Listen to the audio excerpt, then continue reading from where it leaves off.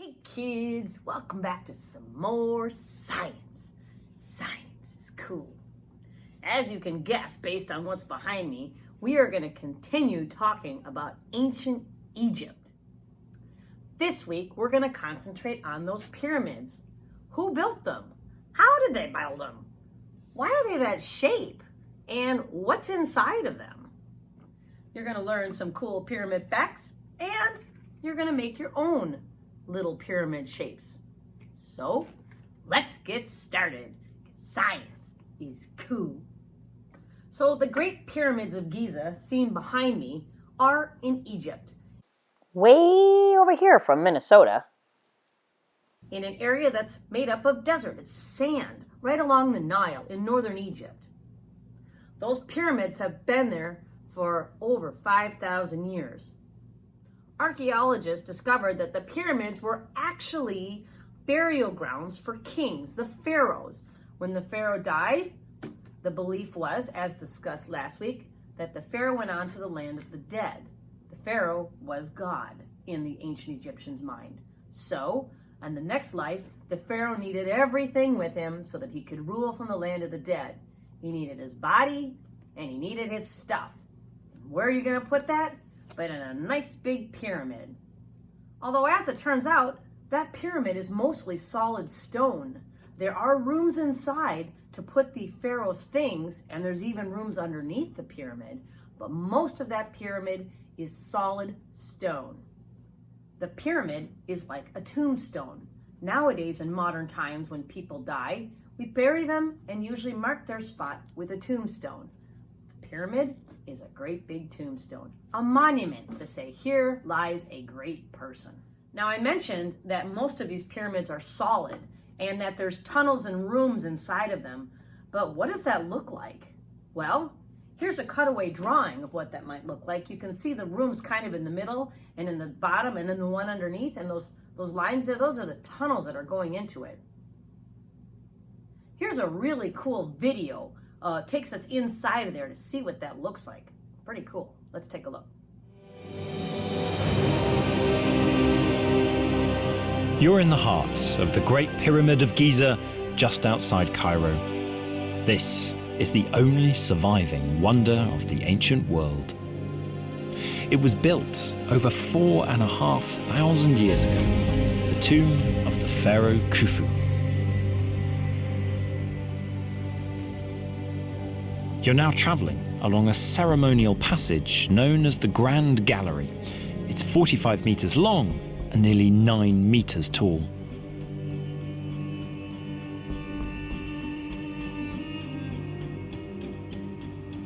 Duck, the roof here is just 1 metre high.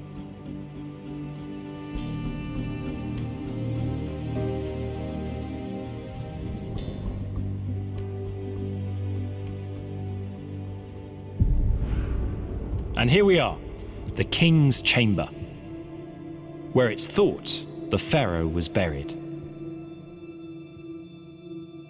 His mummified body was stolen by robbers many centuries ago, along with any grave goods. Only the broken stone sarcophagus remains. And now we can pass through the chamber wall and the millions of solid stone blocks that make up the pyramid's core. From here, we can see the chambers and tunnels laid out all around us. The king's chamber above, a space known as the queen's chamber in the middle.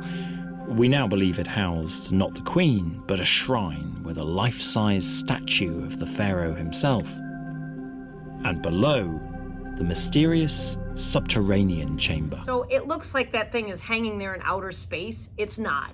It's surrounded by rock. There's a tunnel through the rock to these rooms.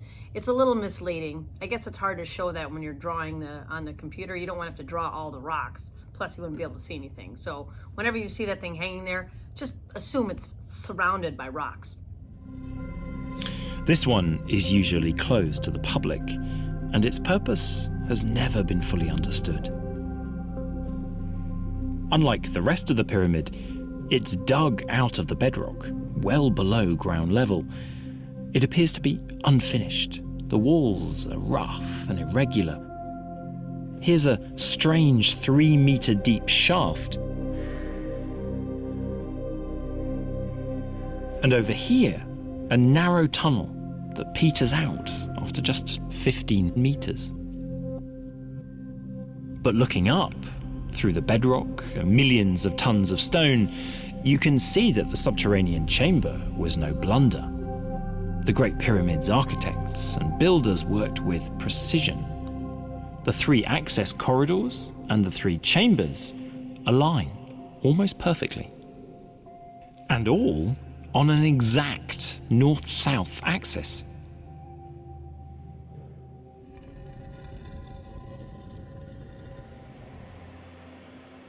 The Great Pyramid still holds many secrets, but now it's also a true wonder of the virtual world.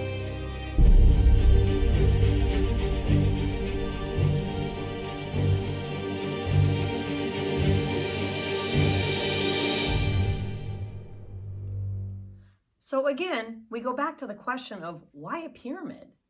Well, big important kings needed awesome tombs to show how awesome they were. You wanted something huge, not a little tiny thing. So let's try some shapes and see what's going to happen.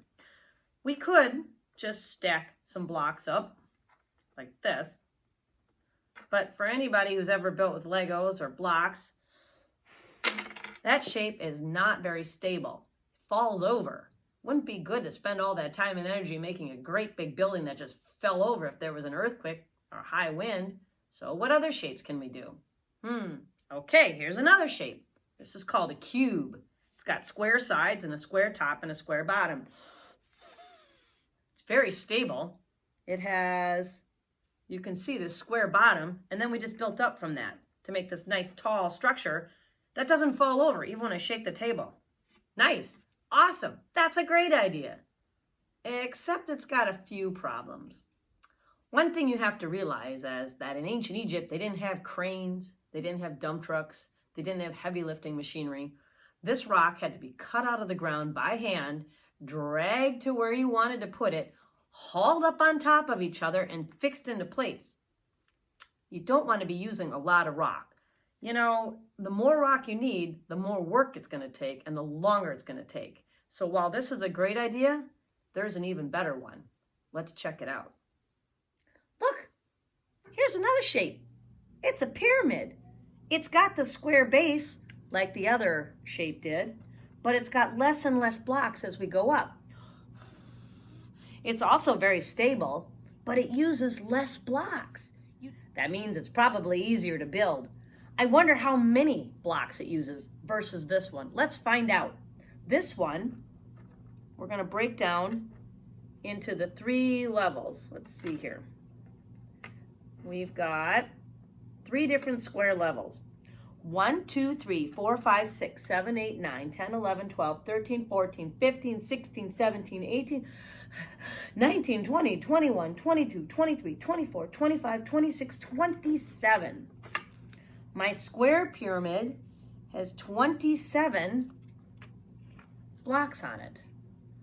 My triangular pyramid, or my square base pyramid, has 1, 2, 3, 4, 5, 6, 7, 8, 9, 10, 11, 12, 13, 14.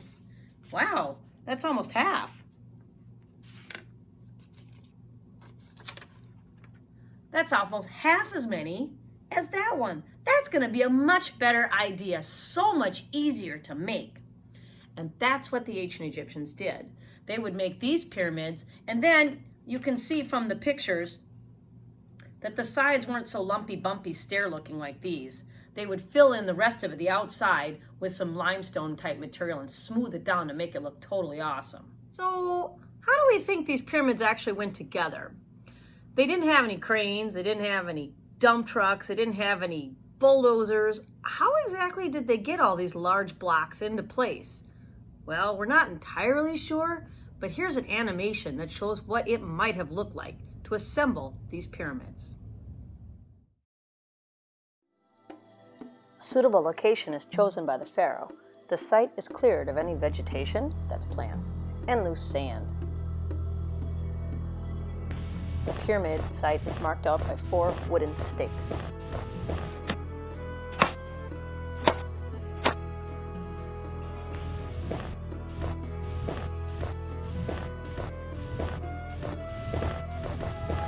The site is dug down to the bedrock for a firm foundation.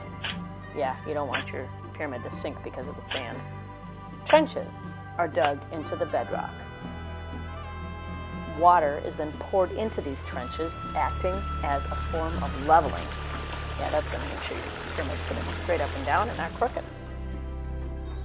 The bedrock is then leveled to the water level, providing a flat foundation. Tracks are then laid to aid in the movement of sledges to carry the red granite and limestone blocks.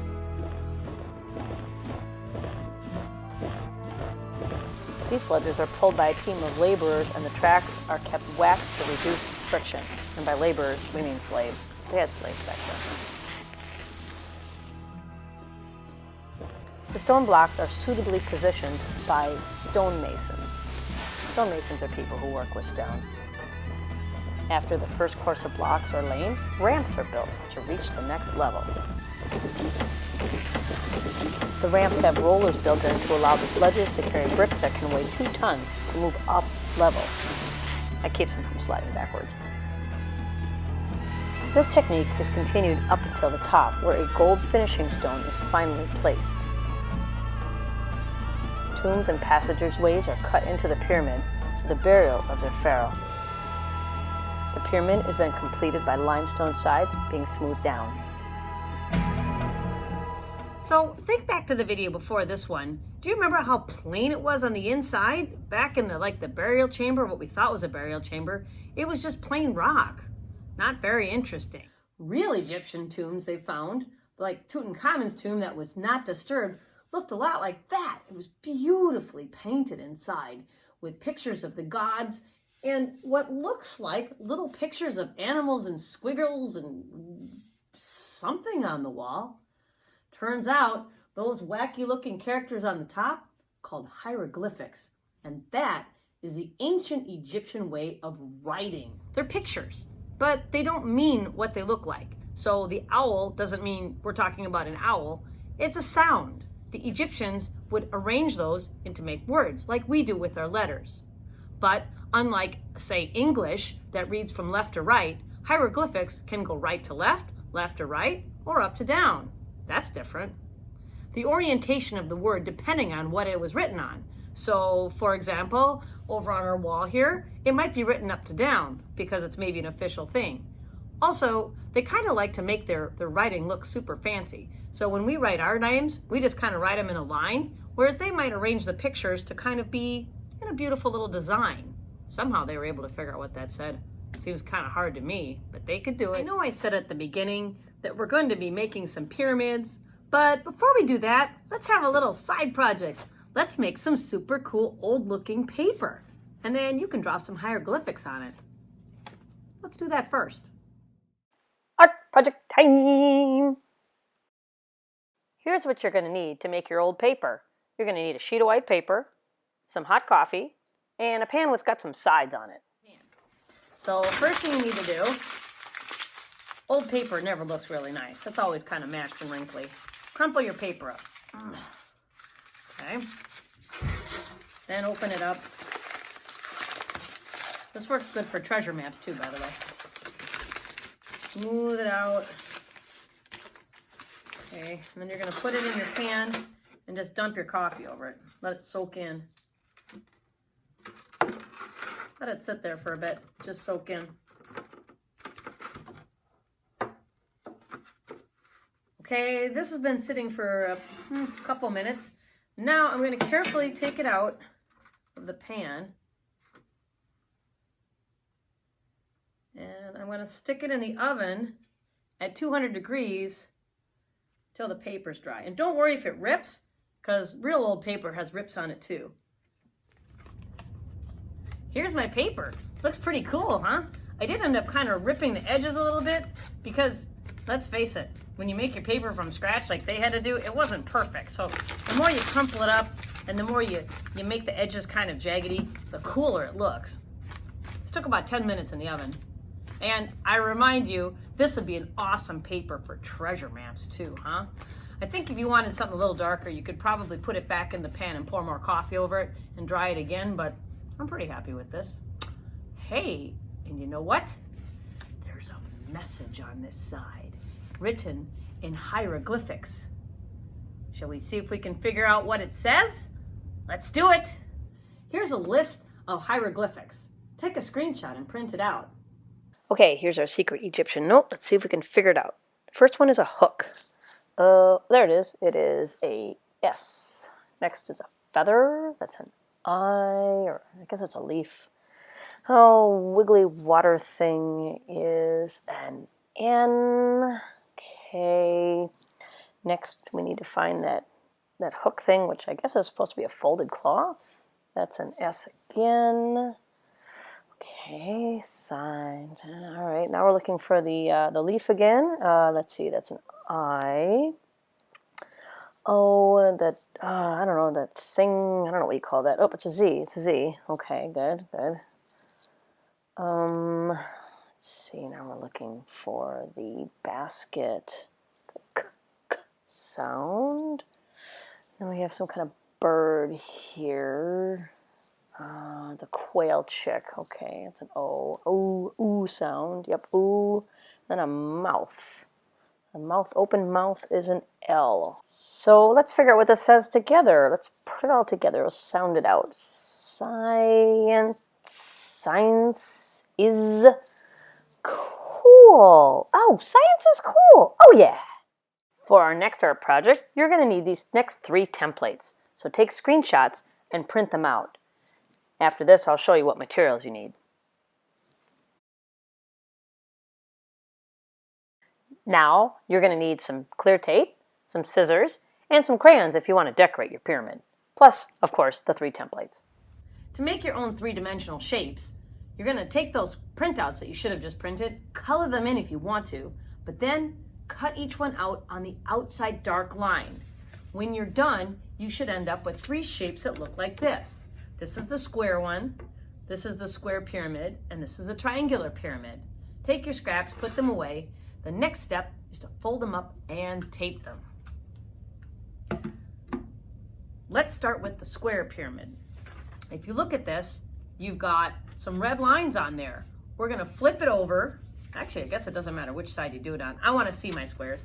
I'm gonna flip it over and I'm gonna fold on that red line. Oh look, there's another red line. I'm gonna fold on that one too.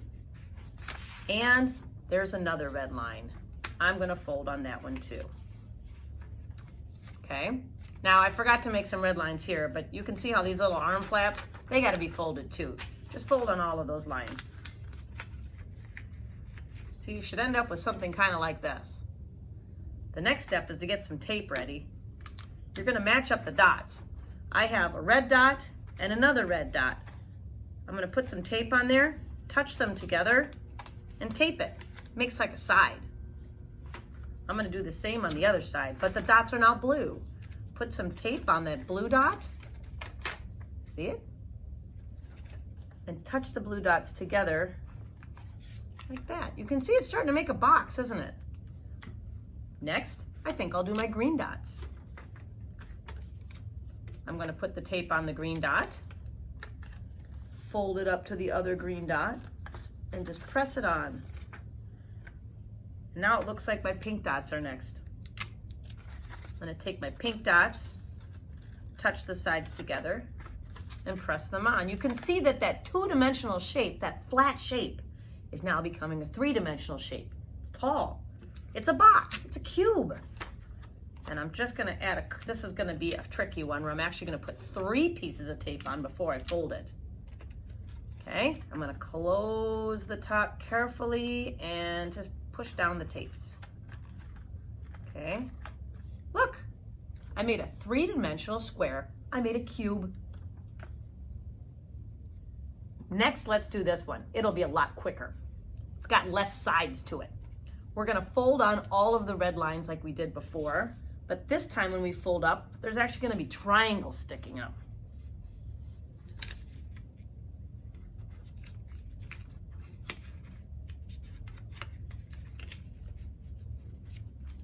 Okay, when I'm done, kind of looks like a flower. And once again, I'm going to match the tapes, or the way I match the colors. So I've got a purple dot, I'm going to match it to a purple dot. I have a red dot, I'm going to match it to a red dot. I have a green dot, I'm going to match it to a green dot. And I have a pink dot, I'm going to match it to a pink dot. And then, like, my top is kind of open a little bit. I can add a little extra tape to keep that shut. But look, I turned that wacky looking shape into a square pyramid. It's a pyramid, but it's got a square bottom. See? It's a square pyramid. Cool. I think I'll put that over there with my other guy. Whoopsie, with my other guy. Time to start on the next one. Okay, as you've guessed, I'm gonna fold on the red lines again. 1, 2, and 3, okay? And like you guessed it, I am going to match the color dots again.